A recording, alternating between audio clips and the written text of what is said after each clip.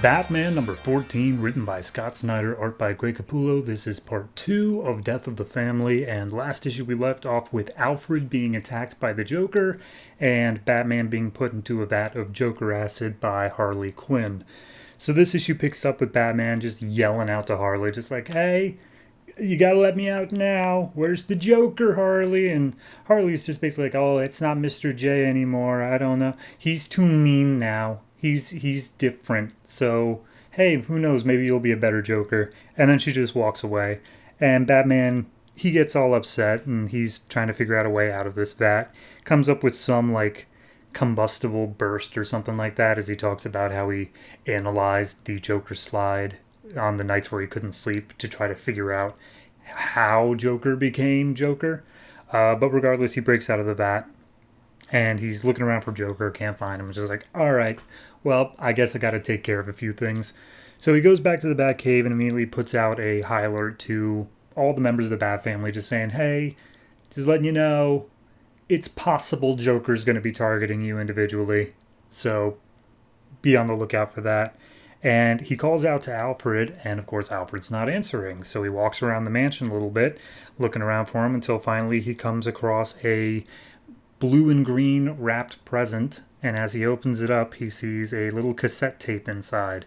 And as he plays the cassette tape, which props to him that he still has a cassette tape player, it's audio of Joker calling out to Bruce saying like, hey, sorry, had to borrow your butler for a little bit. I have a big party planned and I needed someone to do the serving. And Alfred's on the tape and he's like, oh, I'm sorry, Master Bruce, he's blindfolded me, I can't see anything. And Joker's like, I didn't blindfold you, I burned your eyes out with ammonia. Here, I'll do it again. And you hear Alfred screaming and Bruce is like freaking out about it. And at that point we cut over to Jim Gordon, who is just sitting on the bed. He's upset. Batman comes in. Jim draws a gun, not knowing who it is. When he sees the Batman, Batman's basically like, okay, here's the deal. Bruce Wayne's butler got taken because of, I'm sure, some completely unrelated reasons. And also, I'm going to be moving you to a safer place, Jim, because he's going after all the people who are involved with Batman, like at all. And that includes Bruce Wayne, because Bruce Wayne funds Batman Incorporated. That's important. So Jim's like, no, I need to be out there. I need to be on the front lines. I got to take him down. And we see that Jim then starts bleeding for some reason, like literally out of all of the pores in his body. And Batman has to rush him to the hospital. So it turns out that Jim was hit by a blood thinner, which I don't think that's how that works. But regardless, he's talking to Nightwing and basically says like, yeah, here's the deal. Alfred got taken, Nightwing. And Nightwing's like, oh, geez, why aren't you more upset, Bruce? And Bruce is like, I am horribly upset. But if we let our emotions get the best of us, then we're screwed. Like, Joker only wins if we're able to outmatch him. Like, we have to be thinking better than him. And that's why he also doesn't want anyone else in the family knowing that Joker took Alfred, so they won't get emotional and go rushing in.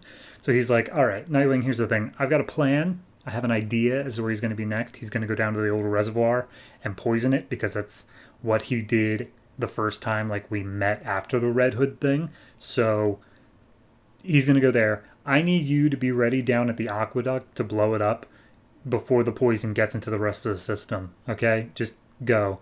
And so Batman drives on his motorcycle down to the reservoir, and he's just thinking the whole time, like, boy, it sure is quiet. Usually I have Alfred in my ear, but he's not here anymore. So we get to the aqueduct, or the reservoir, and Joker's just standing there just being like, hey, you figured it out. Hi, how's it going? But he's, of course, not playing any games. He wants to know where Alfred is. And Joker just goes down his whole thing. He's like, here's the thing. We all know how this would go. I'd poison the reservoir, you'd blow up the aqueduct, a couple people would die in the more lower income housing because they wouldn't be able to, like, they're in the place before the aqueduct splits off. So I'm just taking care of all that before you even get here. And we see he's already rigged the aqueduct to explode, and he's already killed like 24 people just because why not? That's how we're just going to start it off. And Batman's like, God damn you. And he just goes in after Joker. Joker causes some chattering teeth toys to show up and bind Batman with a bunch of ropes. And he's like, okay, now we're going to get to the part that I really wanted to do. So he hops on the police radio because he knows that all the Bat people will be listening on the police wire. And he's like, I know who all of you are. I know all your secret identities. I watch you sleep. I watch you shower. I literally have been following you for the past year. And I'm going to kill you all one by one because you are what is dragging Batman down. You are the reason that he had to pull in the entire Bat family to take down a bunch of old rich people during the Court of Owls. You are making him worse, and I will see to it that all of you are dead. So it's going to be within 72 hours, and all of them will die. And that's where we leave off, just with the threat of it. And his last line is, Batman here will be the one who kills you. So how he's going to do that, don't know, don't care. It is a good issue. It is a nice, solid thing, but it is definitely just we're stating the intention of the arc. The first one was the eye catch. The second one is okay, here's what's actually going on. So it's good, but it is definitely suffering from the fact that it does have to, because it's literally like 4 or 5 full pages of just Joker, huge monologues, him just saying like, here's what I'm gonna do, and here's this other stuff that's going on. Like, it's just the explanation issue. So in general, I'll give it like a 7.5 because I like where it's going. The art is fantastic the whole way through.